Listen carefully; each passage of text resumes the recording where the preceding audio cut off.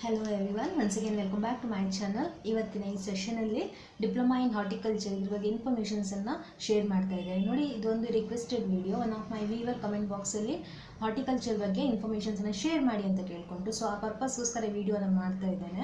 ಹಾಗೇನೇ ಈ ರೀತಿ ಕಮೆಂಟ್ಸ್ಗಳು ಬಂದಾಗ ತುಂಬ ಖುಷಿ ಆಗುತ್ತೆ, ಯಾಕಂದರೆ ನಾನು ಮೋಟಿವೇಟ್ ಮಾಡ್ಕೋತೇನೆ. Someone is watching my videos, ಯಾರೊಬ್ಬರು ನನ್ನ ವೀಡಿಯೋಸನ್ನು ವಾಚ್ ಮಾಡ್ತಿದ್ದಾರೆ, ಎಲ್ಲೋ ಒಂದು ಕಡೆ ಡೌಟ್ಸ್ಗಳು ಬಂದಾಗ ಅದನ್ನು ಕ್ಲಾರಿಫೈ ಮಾಡಲಿಕ್ಕೆ ಕಮೆಂಟ್ಗಳನ್ನು ಮಾಡ್ತಾರೆ ಅಂತ ಅನಿಸುತ್ತೆ. ಆ ಕಮೆಂಟ್ಗಳೆಲ್ಲ ಒಂದು ಕಡೆ ನನಗೆ ಮೋಟಿವೇಟ್ ಆಗ್ತಾ ಇದೆ. I am inspiring because of you students. ನಿಮ್ಮಿಂದಾಗಿ ನಾನು ಇನ್ಸ್ಪೈರ್ ಆಗ್ತಾ ಇದ್ದೇನೆ. Thank you so much for this and keep on watching the videos. If you have any doubts or any clarification, please write it on the comment box. Definitely I will do reply. And also if you have any more topic, ಯಾವುದೇ ರೀತಿಯಾದ topics ಬೇಕು ಅಂದ್ರೂ ಕೂಡ ನೀವು comment ಬಾಕ್ಸಲ್ಲಿ comment ಮಾಡಿ ಹೇಳ್ಬೋದು. ನನ್ನ ಇಮೇಲ್ ಐ ಡಿಯನ್ನು ಕೂಡ ನಾನು ಕಮೆಂಟ್ ಬಾಕ್ಸಲ್ಲಿ ಹಾಕಿದ್ದೇನೆ. ನೀವು ಅಲ್ಲಿ ಏನು ಮಾಡ್ಬೋದು, ಡಿಸ್ಕ್ರಿಪ್ಷನ್ ಬಾಕ್ಸಲ್ಲಿ ಹಾಕಿಟ್ಟಿದ್ದೇನೆ. ನೀವೇನು ಮಾಡ್ಬೋದು ಹೇಳಿ, ಥ್ರೂ ದ ಇಮೇಲ್ ನಿಮ್ಮ ಡೌಟ್ಸ್ಗಳನ್ನು ಅಥವಾ ಯಾವುದಾದ್ರೂ ಟಾಪಿಕ್ ಬೇಕಿಲ್ಲ, ಇನ್ಫಾರ್ಮೇಷನ್ ಬೇಕಿತ್ತು ಅಂತಂದರೆ ನೀವು ಮೇಲನ್ನು ಕೂಡ ಮಾಡ್ಬೋದು. Okay, let's start. My self Shobha. Today's topic is diploma in horticulture. ನೋಡಿ, ಡಿಪ್ಲೊಮಾ ಇರೋದು ಅಥವಾ ಡಿಪ್ಲೊಮಾ ಇನ್ ಹಾರ್ಟಿಕಲ್ಚರ್ ಇದು 1 year ಕೋರ್ಸ್ ಆಗಿದೆ. ಆಲ್ಮೋಸ್ಟ್ ಎಲ್ಲ ಡಿಪ್ಲೊಮಾ ಕೋರ್ಸ್ಗಳು 3 yearsನ ಕೋರ್ಸ್ ಆಗಿರುತ್ತೆ. ಆದರೆ ಡಿಪ್ಲೊಮಾ ಇನ್ ಹಾರ್ಟಿಕಲ್ಚರ್ ಇದು ಕೇವಲ 1 yearನ ಕೋರ್ಸ್ ಆಗಿದೆ. ಹಾಗೆ ಇದರ ಅಡ್ಮಿಷನ್ ಪ್ರಾಸೆಸ್ ಯಾವ ರೀತಿ ಇದೆ ಅಂತಂದರೆ, ಇಲ್ಲಿ 3 ರೀತಿಯಾದಂಥ ಅಡ್ಮಿಷನ್ ಪ್ರಾಸೆಸ್ ಇರುತ್ತೆ. ನೋಡಿ, ಅರ್ಥ ಮಾಡ್ಕೊಳ್ಳಿ, ಇಲ್ಲಿ 3 ರೀತಿಯಾದಂಥ ಅಡ್ಮಿಷನ್ ಪ್ರಾಸೆಸ್ ಇರುತ್ತೆ. ಫಸ್ಟ್ ಯಾವ ರೀತಿಯಾಗಿದೆ, ಮೊದಲನೇ ರೀತಿ ಯಾವುದು ಅಂತಂದರೆ, ಡೈರೆಕ್ಟ್ ಅಡ್ಮಿಷನ್ ಮಾಡ್ಕೋತಾರೆ. ಸ್ಟೂಡೆಂಟ್ಸ್ ಕಾಲೇಜ್ಗೆ ಅಪ್ರೋಚ್ ಆದಾಗ ಅವರ ಅಕಾಡೆಮಿಕ್ ಪರ್ಫಾರ್ಮೆನ್ಸನ್ನು ನೋಡಿ, I mean to say previous ಇಯರಿನ ಅವರ ಮಾರ್ಕ್ಸ್ಗಳನ್ನು ನೋಡ್ಕೊಂಡು ಏನು ಮಾಡ್ತಾರೆ, ಡೈರೆಕ್ಟ್ ಅಡ್ಮಿಷನನ್ನು ಮಾಡ್ಕೊಳ್ತಾರೆ. ಇದು ಫಸ್ಟ್ ಪ್ರಾಸೆಸ್. ನೀವು ಹಿಂದಿನ ವರ್ಷ I mean to say 10th ನೀವು ಎಷ್ಟು ಪರ್ಸೆಂಟೇಜ್ ಮಾಡಿದ್ದೀರಾ ನೋಡಿ, ಆ ಬೇಸ್ ಮೇಲೆ ನಿಮ್ಮನ್ನು ಅವರು ಅಡ್ಮಿಷನನ್ನು ಮಾಡ್ಕೊಳ್ತಾರೆ. ಸೆಕೆಂಡ್ ಪ್ರೊಸೆಸ್ ಹೇಗಿದೆ ಅಂತಂದರೆ, ನಿಮ್ಮ ಹಿಂದಿನ ವರ್ಷದ ಅಕಾಡೆಮಿಕ್ಕಿನ ಪರ್ಫಾರ್ಮೆನ್ಸಿನ ವೇಟೇಜನ್ನು ನೋಡಿಕೊಂಡು ಏನು ಮಾಡ್ತಾರೆ ಹೇಳಿ, ಅಡ್ಮಿಷನ್ನ ತೊಗೊಳ್ತಾರೆ. ಡಿಸ್ಟರ್ಬೆನ್ಸ್ ಆಗ್ತಾ ಇದೆ ಅನ್ಕೋತೇನೆ, ಪ್ಲೀಸ್ ಇಗ್ನೋರ್ ಇಟ್. ಪ್ಲೀಸ್ ದಯವಿಟ್ಟು ಇಗ್ನೋರ್ ಮಾಡ್ಕೊಳ್ಳಿ. ತುಂಬ ಸಲ ಟ್ರೈ ಮಾಡಿದೆ, ಒಂದಲ್ಲ ಡಿಸ್ಟರ್ಬೆನ್ಸ್ ಆಗ್ತಾನೆ ಇದೆ. ದಯವಿಟ್ಟು ಅದನ್ನ ಇಗ್ನೋರ್ ಮಾಡಿಬಿಡಿ. ನೋಡಿ, ಸೆಕೆಂಡ್ ಪ್ರೊಸೆಸ್ ಹೇಗಿದೆ ಅಂತಂದರೆ, come to the topic. Second process ಹೇಗಿದೆ ಅಂತಂದರೆ, ನಿಮ್ಮ ಹಿಂದಿನ ವರ್ಷದ ವೇಟೇಜ್ ನೋಡ್ತಾರೆ, 1 ವರ್ಷದ ವೇಟೇಜ್ ನೋಡ್ತಾರೆ, ಅಂದರೆ ಪರ್ಫಾರ್ಮೆನ್ಸಿನ ವೇಟೇಜನ್ನು ನೋಡ್ತಾರೆ. ಫಾರ್ ಎಕ್ಸಾಂಪಲ್, ನೀವು ಟೆಂತಲ್ಲಿ ಯಾವ ರೀತಿಯಾದಂತಹ ಪರ್ಫಾರ್ಮೆನ್ಸನ್ನು ಕೊಟ್ಟಿದ್ದಾರೆ, ಒಂದು total year, not for the percentage ಅಲ್ಲ, ಟೋಟಲ್ ಇಯರಲ್ಲಿ ನಿಮ್ಮ ಅಕಾಡೆಮಿಕ್ಕಿನ ಪರ್ಫಾರ್ಮೆನ್ಸಿನ ವೇಟೇಜ್ ಎಷ್ಟಿದೆ ಅಂತ ನೋಡಿ, ಆ ಬೇಸ್ ಮೇಲೆ ಏನು ಮಾಡ್ತಾರೆ ಹೇಳಿ, ಅಡ್ಮಿಷನನ್ನು ಮಾಡ್ಕೋತಾರೆ. ಕೆಲವೊಂದು ಕಾಲೇಜುಗಳು ಏನು ಮಾಡ್ತೇವೆ ಅಂತಂದರೆ, ಯೂನಿವರ್ಸಿಟೀಸ್ಗಳು ಏನು ಮಾಡ್ತೇವೆ ಅಂತಂದರೆ, ಎಂಟ್ರೆನ್ಸ್ ಎಕ್ಸಾಮ್ಸನ್ನು ಮಾಡ್ತಾರೆ. ಎಂಟ್ರೆನ್ಸ್ ಎಕ್ಸಾಮಲ್ಲಿ ನೀವು ಯಾವ ರೀತಿ ಮಾರ್ಕ್ಸ್ ತೊಗೊಳ್ತೀರಾ, ಅಲ್ಲಿ ಹೇಗೆ ಪಾಸಾಗಿ ಯಾವ ರೀತಿ ಮಾರ್ಕ್ಸ್ ತೊಗೋತೀರಾ, ಆ ಬೇಸ್ ಮೇಲೆ ಏನು ಮಾಡ್ತಾರೆ ಹೇಳಿ, ಅಡ್ಮಿಷನನ್ನು ಮಾಡ್ಕೋತಾರೆ. ಹೀಗೆ 3 ರೀತಿಯಾದಂತಹ ಅಡ್ಮಿಷನ್ ಪ್ರಾಸೆಸ್ ಇರುತ್ತೆ ಡಿಪ್ಲೊಮಾ ಇನ್ ಹಾರ್ಟಿಕಲ್ಚರ್. ಹಾಗೆಯೇ ಇದರ ಆನ್ ಆ್ಯನ್ ಎವರೇಜಲ್ಲಿ ಮಾತಾಡಬೇಕು ಅಂತಂದರೆ, more than 33% in each subject in class 10th. ಏನು ಹೇಳ್ತಾರೆ ಅಂದರೆ, ಆನ್ ಆ್ಯನ್ ಎವರೇಜಲ್ಲಿ ಅಡ್ಮಿಷನ್ ಪ್ರೊಸೆಸ್ ಯಾವ ರೀತಿ ಇರುತ್ತೆ ಅಂದರೆ, ನೀವು 10th ಪ್ರತಿಯೊಂದು ಸಬ್ಜೆಕ್ಟಲ್ಲಿ 33%ಅನ್ನು ತೊಗೊಂಡಿರಬೇಕು, 33 ಮಾರ್ಕ್ಸ್ ನಿಮಗೆ ಬಂದಿರಬೇಕು. ಇನ್ನು ಅಂತಹ ಕೇಸಲ್ಲಿ ಏನು ಮಾಡ್ತಾರೆ ಹೇಳಿ, ಅಡ್ಮಿಷನನ್ನು ಮಾಡ್ಕೊಳ್ತಾರೆ. ಆನ್ ಆ್ಯನ್ ಎವರೇಜ್ ನಾನು ಮಾತಾಡ್ತಾ ಇರೋದು, ಅಥವಾ ಇನ್ ಜನರಲ್ ಆಗಿ ನಾನು ಹೇಳ್ತಾ ಇರುವಂಥದ್ದು.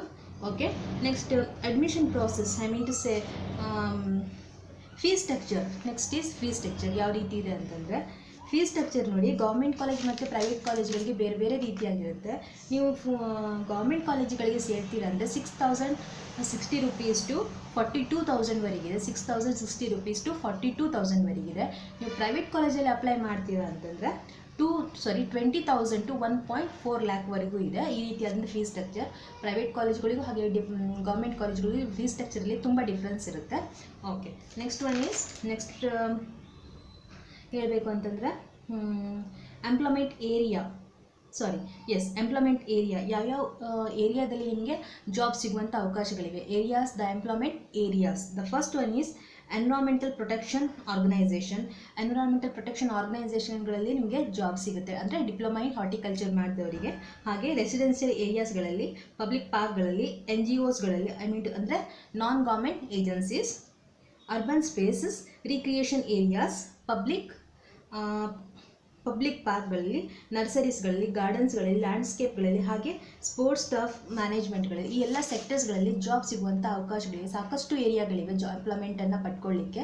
ಹಾಗೆಯೇ ಸ್ಯಾಲ್ರಿ ಸ್ಟ್ರಕ್ಚರ್ ಯಾವ ರೀತಿ ಇದೆ ಅಂತಂದರೆ, average salary structure for the freshly pass out candidates can expect around 2 lakhs to 4 lakh per annum. ನೋಡಿ ಫ್ರೆಶ್ ಈಗ ತಾನೇ ಡಿಪ್ಲೊಮಾ ಕಂಪ್ಲೀಟ್ ಮಾಡಿ ಮುಗಿಸಿದಂಥ fresh ಕ್ಯಾಂಡಿಡೇಟ್ಸ್ಗಳಿಗೆ yearly 2 lakhs to 4 lakh ವರೆಗೂ ಪೇಮೆಂಟನ್ನು ಮಾಡಲಿಕ್ಕೆ ಕಂಪನಿಗಳಾಗಿರ್ಬೋದು ಅಥವಾ ಸಂಬಂಧಪಟ್ಟಂಥ ಸೆಕ್ಟರ್ಸ್ಗಳು ಏನು ಮಾಡಿ ಹೇಳಿ ಪ್ರೊವೈಡನ್ನು ಮಾಡ್ತವೆ. ಹಾಗೆ ನಿಮ್ಮ ಎಕ್ಸ್ಪೀರಿಯನ್ಸ್ ಹೆಚ್ಚಾಗ್ತಾ ಹೋದಂಗೆ ನಿಮ್ಮ ಸ್ಯಾಲ್ರಿಯನ್ನು ಕೂಡ ಏನು ಮಾಡ್ತಾ ಹೋಗ್ತಾರೆ, ಹೆಚ್ಚನ್ನು ಮಾಡ್ಕೋತಾ ಹೋಗ್ತಾರೆ. ಮೀನ್ ಟು ಸೇ ಇನ್ಕ್ರೀಸನ್ನು ಮಾಡ್ಕೋತಾ ಹೋಗ್ತಾರೆ.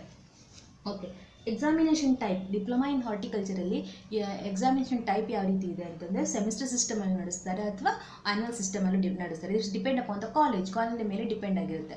ಆ್ಯನ್ಯುವಲ್ ಸಿಸ್ಟಮ್ ಇರ್ಬೋದು ಅಥವಾ ಸೆಮಿಸ್ಟರ್ ಸಿಸ್ಟಮ್ಸು ಇರ್ಬೋದು. 1 year ಕೋರ್ಸ್ ಆಗುತ್ತೆ. ಸೆಮಿಸ್ಟರ್ ಅಂದರೆ 2 ಸೆಮಿಸ್ಟ್ರಲ್ಲಿ ಕಂಪ್ಲೀಟ್ ಆಗಿ ಹೋಗುತ್ತೆ. ಹಾಗೆಯೇ ಜಾಬ್ ಅಪಾರ್ಚುನಿಟಿ ಯಾವ್ಯಾವ ಫೀಲ್ಡಲ್ಲಿ ಜಾಬ್ ಅಪಾರ್ಚುನಿಟೀಸ್ ಇದೆ ಅಂತಂದರೆ ಫೀಲ್ಡ್ ಆಪರೇಟರ್ ಆಗಿ ನೀವೇನು ಮಾಡ್ಬೋದು, ವರ್ಕನ್ನು ಮಾಡ್ಬೋದು.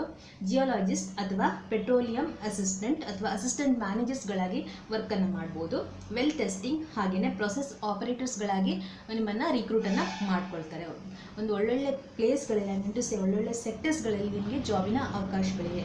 ಹಾಗೆ ಸಿಲೆಬಸ್ ಯಾವ ರೀತಿ ಇದೆ ಅಂತಂದರೆ ಡಿಪ್ಲೊಮಾ ಇನ್ ಹಾರ್ಟಿಕಲ್ಚರ್ ಇರುವಂತಹ ಕೆಲವೊಂದಿಷ್ಟು ಕಂಟೆಂಟ್ಸ್ ಅಥವಾ ಸಿಲೆಬಸ್ಗಳು ಯಾವುದು ಅಂತಂದರೆ plant Kingdom, outdoor food productions, plant propagations, garden planning, root environment and plant nutrients, protected environment, ಹಾಗೆ horticulture plant selections, establishment and maintenance. ನೋಡಿ ಈ ರೀತಿಯಾದಂತಹ ಸಿಲೆಬಸ್ ಸ್ಟ್ರಕ್ಚರ್ ಇದೆ. The syllabus structure is purely related to the plant and outdoor food productions, garden planning, root environmental and plant nutrients, protection cultivations and also horticultural plant selections, establishment and maintenance. ಈ ರೀತಿಯಾದಂತಹ structure ಇದೆ ಅಂತ ಹೇಳ್ಬೋದು. ಸಿಲೆಬಸ್ಸಿನ structure ಈ ರೀತಿಯಾಗಿದೆ.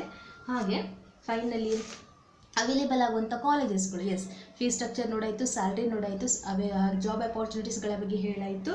ಹಾಗೆ finally ಯಾವ್ಯಾವ ಕಾಲೇಜ್ಗಳು available ಆಗಿದೆ ಇನ್ ಕರ್ನಾಟಕ. ನಾನು ಅಷ್ಟನ್ನೇ ಮಾತ್ರ ಹೇಳ್ತಾ ಇದ್ದೀನಿ, ಇಲ್ಲಿ ಆಲ್ ಓವರ್ ಇಂಡಿಯಾದ ಬಗ್ಗೆ ಹೇಳ್ತಾ ಇಲ್ಲ. ವಿದಿನ್ ದ ಕರ್ನಾಟಕ ನಿಮಗೆ ಎಲ್ಲೆಲ್ಲಿ ಡಿಪ್ಲೊಮಾ ಇನ್ ಹಾರ್ಟಿಕಲ್ಚರ್ ಮಾಡಲಿಕ್ಕೆ ಕಾಲೇಜ್ಗಳು ಅವೈಲೇಬಲ್ ಇದೆ ಅನ್ನುವಂಥದ್ದು. The first and foremost is university of horticulture in Bagalkot. University of horticulture in horticultural science in ಬಾಗಲಕೋಟದಲ್ಲಿದೆ. ಹಾಗೆ ಇದು ಪ್ರೈವೇಟ್ ಕಾಲೇಜ್, 2008 ಇದು ಎಸ್ಟಾಬ್ಲಿಷ್ಮೆಂಟ್ ಆಗಿದೆ. ಹಾಗೆ JSS college of arts science and commerce in ಮೈಸೂರಲ್ಲಿರುತ್ತದೆ JSS college of arts science and commerce. ಹಾಗೆಯೇ university of agricultural science in ಬ್ಯಾಂಗ್ಳೂರಲ್ಲಿ ನಿಮಗೆ ಅವೈಲೇಬಲ್ ಆಗಿದೆ. ಇದು ಒಂದೇ ಅಲ್ಲ, ಇದು ಯೂನಿವರ್ಸಿಟಿ, ಇದು ಕಾಲೇಜ್ ಅಲ್ಲ, it is a university of agricultural science ಇನ್ ಬ್ಯಾಂಗ್ಳೂರ್. ನೀವು ಕಾಲೇಜ್ಗಳಲ್ಲಿ ಮಾಡ್ತಿರೋದ್ರೂ ಕೂಡ ಬೇಕಾದಷ್ಟು ಕಾಲೇಜ್ಗಳು ಬೆಂಗಳೂರಲ್ಲೂ ಕೂಡ ಅವೈಲೇಬಲ್ ಇದೆ. ಹಾಗೆ university of agricultural science in ರಾಯಚೂರಲ್ಲಿದೆ ನೋಡಿ, university of agricultural science in Raichur. ಹಾಗೆ college of horticulture in Mudigere, college of horticulture in Mudigere. Then college of horticulture in Sirsi, it's in Uttara Kannada ಡಿಸ್ಟಿಕಲ್ಲಿದೆ. College of horticulture in Sirsi, it's in Uttara Kannada district. ಹಾಗೆ university of agricultural science in Dharwad, university of agricultural science in Dharwad. ನೋಡಿ ಇದೆಲ್ಲ ಕೆಲವೊಂದಿಷ್ಟು almost ಎಲ್ಲ ಯೂನಿವರ್ಸಿಟಿಗಳನ್ನೇ ನಾನು mention ಮಾಡಿದ್ದೇನೆ. University ಬಿಟ್ಟು ನಿಮಗೆ ಕಾಲೇಜ್ಗಳು ಬೇಕು ಅಂದ್ರೂ ಕೂಡ ಬೇಕಾದಷ್ಟು ಕಾಲೇಜ್ಗಳು ಕರ್ನಾಟಕದಲ್ಲಿ ಅವೈಲೇಬಲ್ ಇದೆ. ಈಗ ರೀಸೆಂಟಾಗಿ ಓಪನ್ ಆದಂಥ ಬೇಕಾದಷ್ಟು ಕಾಲೇಜ್ಗಳು ಕೂಡ ಇವೆ. ನೀವು ಸರ್ಚ್ ಮಾಡಿದಾಗ ನಿಮಗೆ ಸಿಗುತ್ತೆ ಅದ್ರ ಬಗ್ಗೆ. ನಾನು ಯಾಕೆ ಯೂನಿವರ್ಸಿಟಿಯನ್ನು ಪ್ರಿಫರ್ ಮಾಡಿದೆ ಅಂತಂದರೆ because of to get the very good knowledge, ತುಂಬ ಡೆಪ್ತ್ ಆದಂಥ ನಾಲೆಜ್ಗಳು ಯೂನಿವರ್ಸಿಟಿಗಳಲ್ಲಿ ಪ್ರೊವೈಡ್ ಆಗಲಿಕ್ಕೆ ಸಾಧ್ಯ. ಆ ಪರ್ಪಸ್ಸಿಂದ ನಾನೆಲ್ಲ ಆಲ್ಮೋಸ್ಟ್ ಯೂನಿವರ್ಸಿಟಿಗಳನ್ನೇ ಮೆನ್ಷನ್ ಮಾಡಿದ್ದೇನೆ. ಇಲ್ಲಿ ಕಾಲೇಜಸ್ಗಳು ಕೂಡ ನಿಮಗೆ ಅವೈಲೇಬಲ್ ಇದೆ. ಓಕೆ, ಫೈನಲಿ ಏನು ಹೇಳಬೇಕಂತಿದ್ದೇನೆ ಅಂತಂದರೆ ನೋಡಿ, ಇದು ಏನು ಹೇಳ್ಕೊಡುತ್ತೆ ಅಂತಂದರೆ ಹಾರ್ಟಿಕಲ್ಚರ್ ಏನು ಪ್ರೊವೈಡ್ ಮಾಡುತ್ತೆ ಅಂತಂದರೆ massive knowledge about the techniques, knowledge of skill for the progressing, racing, gaining and position of quickly in the field of ಹಾರ್ಟಿಕಲ್ಚರ್ಗೆ ಸಂಬಂಧಿಸಿದಂಥ ಎಲ್ಲ ಟೆಕ್ನಿಕ್ಸ್ಗಳಾಗಿರ್ಬೋದು, ಪ್ರಾಸೆಸ್ಗಳಾಗಿರ್ಬೋದು ಅಥವಾ ಸ್ಕಿಲ್ಗಳಾಗಿರ್ಬೋದು, ಹಾಗೆಯೇ ನಾಲೆಜ್ ಆಗಿರ್ಬೋದು, ಪ್ರತಿಯೊಂದನ್ನು ಕೂಡ ನೀವು ಡಿಪ್ಲೊಮಾ ಇನ್ ಹಾರ್ಟಿಕಲ್ಚರ್ ಮಾಡೋದ್ರಿಂದ ಪಡ್ಕೊಳ್ಬೋದು. ಇದು ಕೇವಲ 1 ವರ್ಷದ ಕೋರ್ಸ್ ಆಗಿರೋದ್ರಿಂದ ಆದಷ್ಟು ಬೇಗನೆ ಇದು ಮುಗಿದೋಗುತ್ತೆ. ಹಾಗೆ ಸೆಮಿಸ್ಟರ್ ಸಿಸ್ಟಮ್ ಆದರೆ ಕೇವಲ 2 ಸೆಮಿಸ್ಟರ್ಲಿ ಕೂಡ ಇದು ಕಂಪ್ಲೀಟ್ ಆಗಿ ಹೋಗುತ್ತೆ. ಸ್ಟೂಡೆಂಟ್ಸಿಗೆ ಒಂದು ಅನುಕೂಲ, ಬಿಕಾಸ್ ಆಫ್ 1 year ಇರೋದ್ರಿಂದ ಇದೊಂದು ಅನುಕೂಲ ಅಂತ ಹೇಳ್ಬೋದು. ಲಾಂಗ್ ಡ್ಯೂರೇಷನ್ ಇಲ್ಲ. ಆಲ್ಮೋಸ್ಟ್ ನಾನು ಆಗ ಹೇಳಿದಾಗೆ ಡಿಪ್ಲೊಮಾ ಕೋರ್ಸ್ಗಳು 3 yearsನ ಕೋರ್ಸ್ ಆಗಿರುತ್ತೆ, ಬಟ್ ಇದು ಕೇವಲ 1 ವರ್ಷದ ಡ್ಯೂರೇಷನ್ ಆಗಿದೆ. ಹಾಗೆ yes, this is all about the diploma in horticulture. ಆದಷ್ಟು ನಾನಿಲ್ಲಿ ಏನು ಮಾಡಿದ್ದೇನೆ ಹೇಳಿ, ಕವರನ್ನು ಮಾಡಲಿಕ್ಕೆ ಪ್ರಯತ್ನ ಪಟ್ಟಿದ್ದೇನೆ. Still you have any doubts, ಏನೇ ಡೌಟ್ಸ್ಗಳಿದ್ರು, ಕ್ವಾರೀಸ್ಗಳಿದ್ರು, ಅಥವಾ ಯಾವುದೇ ರೀತಿಯಾದಂತಹ ನಿಮ್ಮ ಪ್ರಶ್ನೆಗಳಿದ್ರು, ಅಥವಾ ನಿಮಗೆ ಬೇರೆ ಯಾವುದೇ ಒಂದು ಟಾಪಿಕ್ನ ಮೇಲೆ ಇನ್ಫಾರ್ಮೇಷನ್ ಬೇಕಿತ್ತಂದ್ರೂ ಕೂಡ ನೀವು ಕಮೆಂಟ್ ಬಾಕ್ಸಲ್ಲಿ ಕಮೆಂಟನ್ನು ಮಾಡಿ. Definitely 100% I will do it reply. ಬೇಕಾದರೆ ನೀವು ಕಮೆಂಟ್ ಬಾಕ್ಸನ್ನು ಚೆಕ್ ಮಾಡ್ಬೋದು, ಯಾವುದೇ ಒಂದು ವೀಡಿಯೋಸ್ನ ಕಮೆಂಟ್ ಬಾಕ್ಸನ್ನು ಚೆಕ್ ಮಾಡಿ.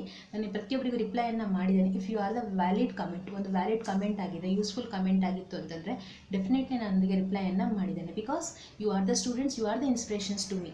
ಈಗ ನೀವೇ ನನಗೆ ಇನ್ಸ್ಪಿರೇಷನ್. ಯಾಕಂದರೆ ಕಮೆಂಟ್ ಮಾಡಿದಾಗ ಅಥವಾ ಲೈಕನ್ನು ಮಾಡಿದಾಗ ಎಲ್ಲ ಒಂದು ಕಡೆ ಮೋಟಿವೇಟ್ ಆಗ್ತೇನೆ. ನನ್ನ ವೀಡಿಯೋಸ್ಗಳನ್ನು ಮಾಡಲಿಕ್ಕೆ ಇನ್ನೂ ಹೆಚ್ಚು ನನಗೆ ಇನ್ಸ್ಪಿರೇಷನ್ ಆಗುತ್ತೆ, ಹಾಗೆ ಮೋಟಿವೇಶನ್ ಕೂಡ ಆಗುತ್ತೆ. ಮತ್ತು ಆದಷ್ಟು ಪರ್ಫೆಕ್ಟಾಗಿ ಮಾಡಲಿಕ್ಕೆ ಪ್ರಯತ್ನವನ್ನು ಪಡಲಿಕ್ಕೆ ಸಾಧ್ಯ ಆಗುತ್ತೆ. Because of your likes and comments.